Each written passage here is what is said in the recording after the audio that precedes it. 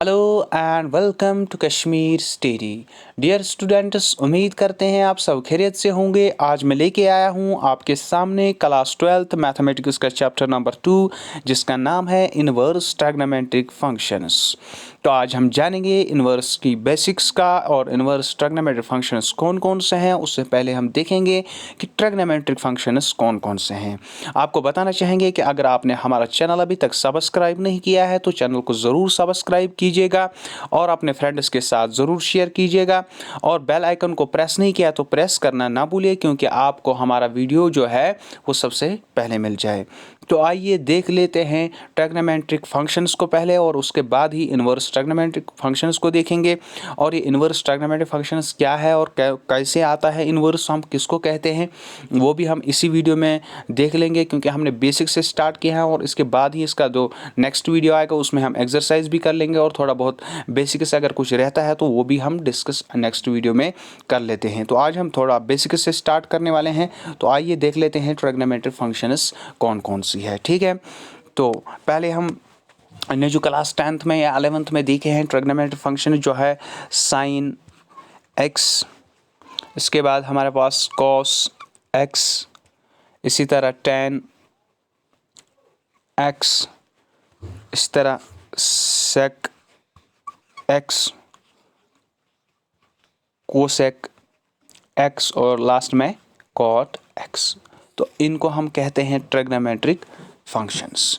आपने ये already 10th में देखा होगा कि ट्रिग्नोमेट्रिक फंक्शंस हम sine x, cos x, tan x, sec x, cosec x और कॉट एक्स को कहते हैं। यही हमारी जो है ट्रिग्नोमेट्रिक फंक्शंस हैं। लेकिन ये अब इनवर्स ट्रिग्नोमेट्रिक फंक्शंस क्या है वो भी हम आज इसी वीडियो में देख लेते हैं कि इनवर्स ट्रिग्नोमेट्रिक फंक्शंस हम किस को कहते हैं और कौन कौन से होते हैं।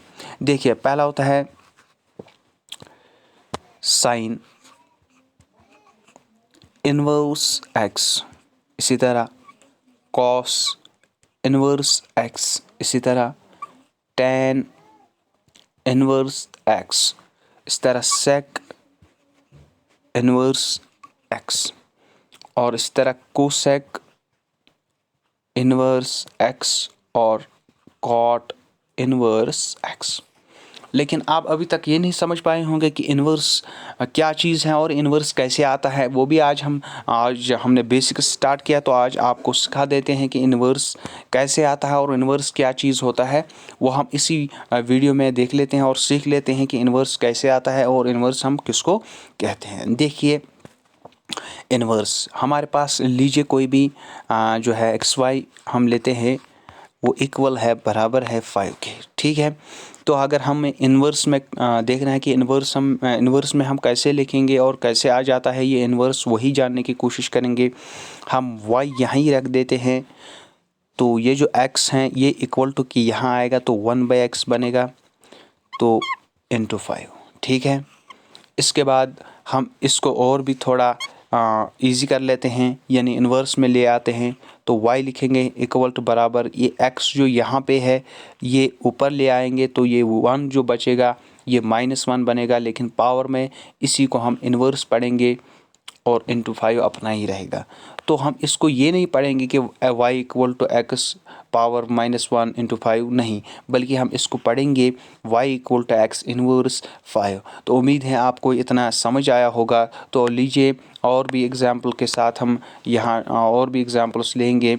जैसे हमारे पास होता था साइन 45 डिग्री, तो हमने 10th में देखा होगा कि ये इक्वल होता है, बराबर होता है 1/√2। तो इसी तरह हम और भी एग्जाम्पल ले जाएंगे। साइन 30 वो बराबर होता है 1/2। लेकिन अभी हम इन्वर्स की बात नहीं कर रहे हैं, हम ट्रिग्नोमेट्रिक फंक्शंस को देख रहे हैं। ट्रिग्नोमेट्रिक फंक्शंस के जो ट्रिग्नोमेट्रिक में फंक्शन जो है साइन 30 वो इक्वल होता है 1/2, जैसे साइन 45 डिग्री में इक्वल होता है 1/√2। तो हम अब इन्वर्स की अगर बात करेंगे तो अगर यहाँ पे हम देख लेंगे, अगर हमें साइन 45 डिग्री इन्वर्स में लाना हो तो क्या करेंगे।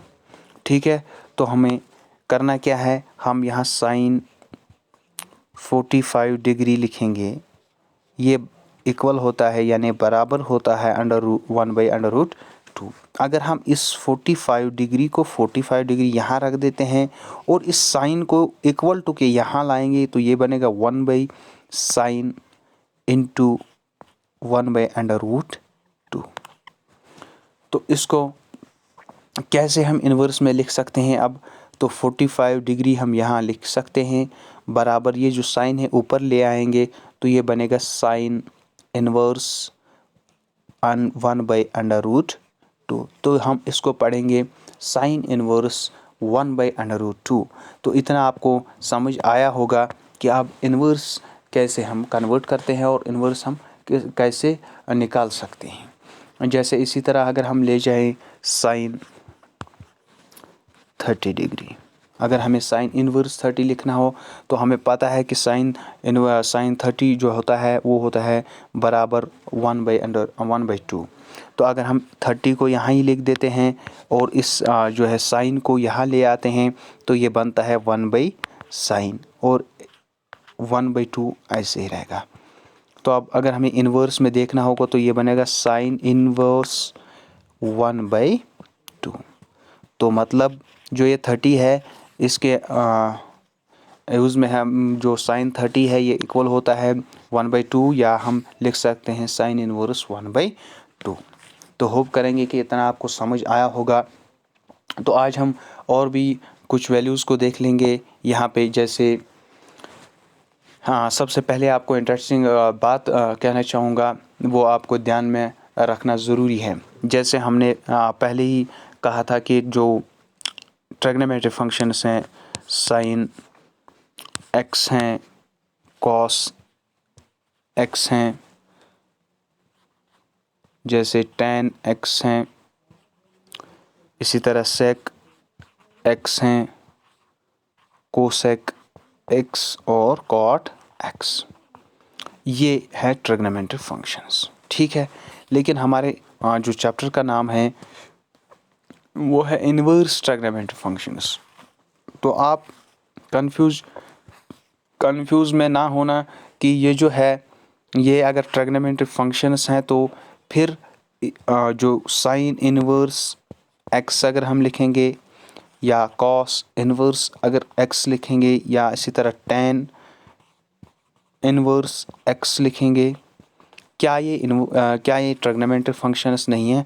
तो मैं कह रहा हूँ कि ये ट्रिग्नोमेट्रिक फंक्शंस नहीं है। फिर आप सोचेंगे कि हमारे लेसन का जो चैप्टर का नाम है वो इन्वर्स ट्रिग्नोमेट्रिक फंक्शंस, फिर ये कैसे इन्वर्स ट्रिग्नोमेट्रिक फंक्शंस हैं? तो यही समझने की कोशिश करेंगे यहाँ कि ये क्यों नहीं है ट्रिग्नोमेट्रिक फंक्शंस। और वो जो मैंने पहले बताया था साइन x वो, और जैसे कॉस x ये ट्रिग्नोमेट्रिक फंक्शंस हैं, लेकिन साइन इन्वर्स x और cos इन्वर्स x जैसे tan इन्वर्स x जो है वो ट्रिग्नोमेट्रिक फंक्शंस नहीं है।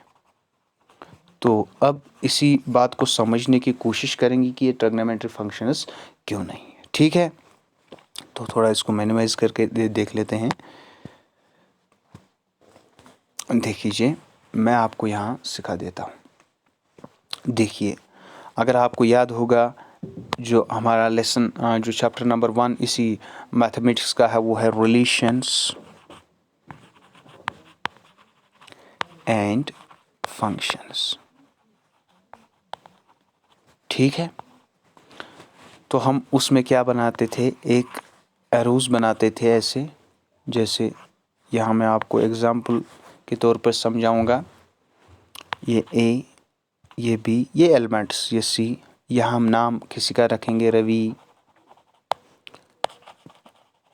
राम या राशिद या कुछ भी, या सीमा।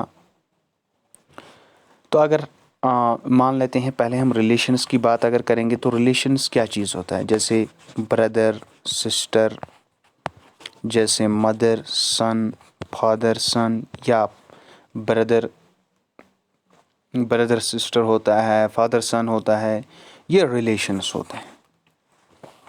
इसी तरह यहाँ अगर ये एलिमेंट A है, मान लेते हैं इसकी रिलेशन रवि के साथ है, इसी तरह इसी A की रिलेशन इस सीमा के साथ भी है।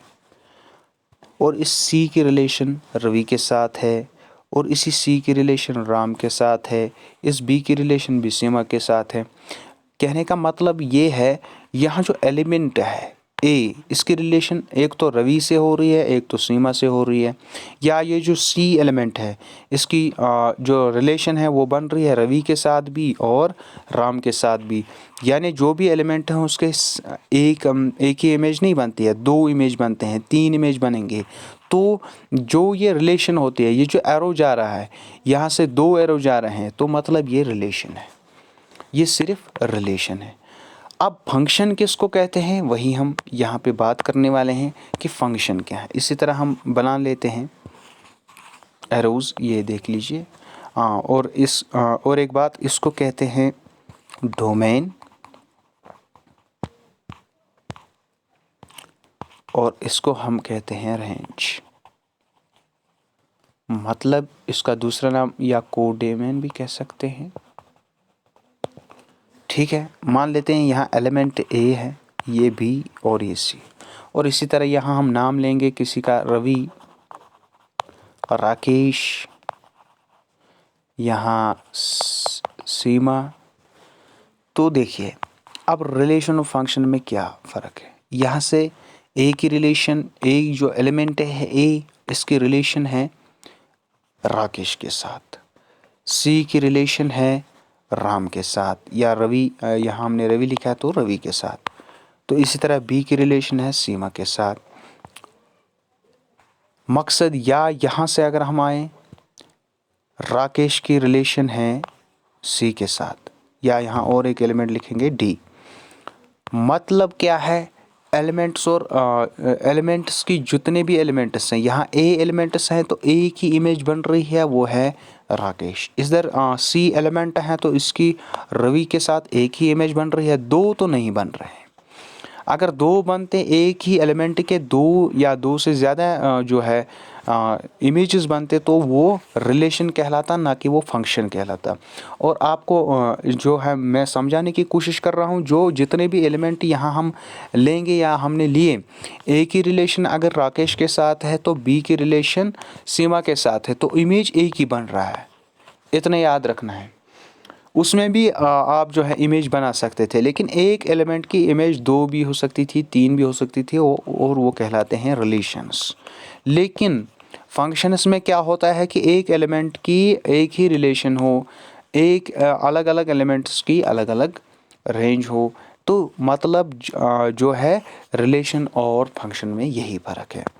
और एक बात हम यहाँ पे डिस्कस करेंगे, आपको एक और चीज़ याद रखनी है, वो है पाई जो होता है यहाँ,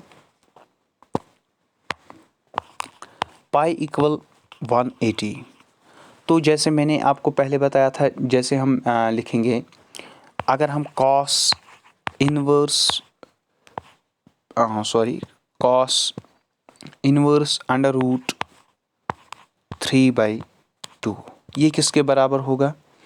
या तो अगर हम 10th के हिसाब से देखेंगे तो ये बराबर होता है 30। ठीक है, तो लेकिन यहाँ हम इसको लिख सकते हैं π/6। अब दूसरी एग्जांपल लेते हैं।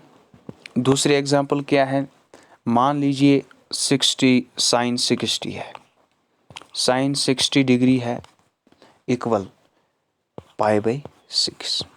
क्यों? अगर हम इस तरह लेते हैं, पाई का वैल्यू जो है वो 180 है, डिवाइड करेंगे 6 3 जार, तो ये क्या बनता है, साइन 30, साइन 30 है, तो साइन 30 हम लिख सकते हैं या। ठीक है, इसी तरह अगर हमारे पास है साइन π/6, तो ये किसके इक्वल होगा, ये होगा 1/2। क्यों? अगर हमारे पास पाई की जो वैल्यू है वो है 180, डिवाइड करेंगे 6 3 जार 18 और 30, तो ये बनेगा साइन 30। ठीक है, ये बनेगा साइन 30। तो कहने का मकसद है, यहाँ जो है पाई की वैल्यू आप हर हमेशा 180 लेंगे। फिर अगर आपको साइन 30 का निकालना है, या π/6 का निकालना है, π/2 का निकालना है, तो आप आराम से निकाल सकते हैं जब आपको पाई की वैल्यू पता हो। यहाँ मान लेते हैं साइन 90 निकालना है, साइन 90। तो हम क्या करते हैं, साइन 90 डिग्री हम पाई में कैसे लिखेंगे? अगर हम पाई बाई 2 लिखेंगे तो क्या निकलेगा? पाई की वैल्यू क्या है? 180 है। 180 डिवाइडेड बाई 2 करेंगे तो 2 9 और 2, तो वो निकलता है पाई बाई 2। तो साइन 90 किसके बराबर है? Pi by 2। तो होप करेंगे कि आपको इतना समझ आया होगा। नेक्स्ट लेक्चर इसका आएगा, उसमें भी थोड़ी बहुत बेसिक्स से हम देखेंगे। तो उम्मीद करेंगे आप अपने फ्रेंड्स के साथ ये शेयर करोगे, और अगर वीडियो पसंद आए तो लाइक करना ना भूलिए। और उम्मीद करेंगे कि आप अपने जो आपने अभी तक चैनल को सब्सक्राइब नहीं किया है तो चैनल को ज़रूर सब्सक्राइब करिए। Thanks a lot, happy day.